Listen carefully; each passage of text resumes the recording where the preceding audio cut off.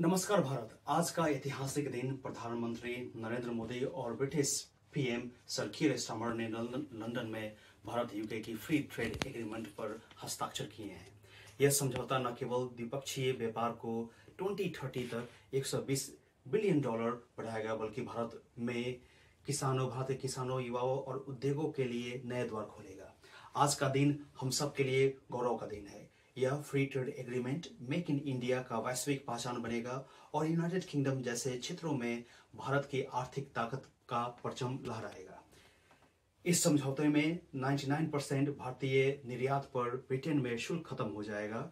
यह किसानों को अंगूर, बासमती चावल, मसाले और समुद्री उत्पादों के लिए ब्रिटेन का बाजार मिलेगा। महाराष्ट्र, गुजरात, पंजाब के किसान सीधे लाभान्वित होंगे। साथ ही भारतीय आईटी कंपनियां अब ब्रिटेन में आसानी से विस्तार कर सकेगी।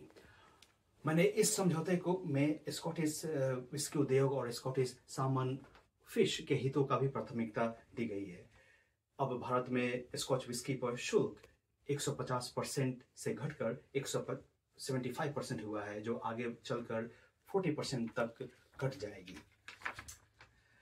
यह भारत और स्कॉटलैंड की अर्थव्यवस्था के लिए काफी बड़ी रीढ़ की हड्डी साबित होगी। मैं सिर्फ व्यापार के ही बारे में नहीं सोचता। यह समझौता सांस्कृतिक सम्मान और धार्मिक सद्भाव का भी प्रतीक भारत की तरह यूनाइटेड किंगडम और स्कॉटलैंड की विविधताओं में एकता का समर्थक है। भारत के प्रतिभा और ब्रिटेन में भारत का मान सम्मान बढ़ाएंगे। इस फ्री ट्रेड एग्रीमेंट के तहत भारतीय पेशेवरों को सामाजिक सुरक्षा शुल्क NI कंट्रीब्यूशन से छूट मिलेगी। नर्स, IT विशेषज्ञ, योग प्रशिक्षक सभी को नए अवसर मिलेगा। यह समझौता 2030 तक द्विपक्षीय व्यापार $120 बिलियन तक पहुंचाने की तरफ यह पहला कदम है। आखिर यह फ्री ट्रेड एग्रीमेंट इतना महत्वपूर्ण क्यों है? क्योंकि किसानों को लाभ, बासमती चावल, मसाले, समुद्री उत्पादों का सीधा ब्रिटेन तक रास्ते में उनको छूट मिलेगी। युवाओं के लिए ब्रिटेन में नौकरियां और सामाजिक सुरक्षाओं में छूट मिलेगी।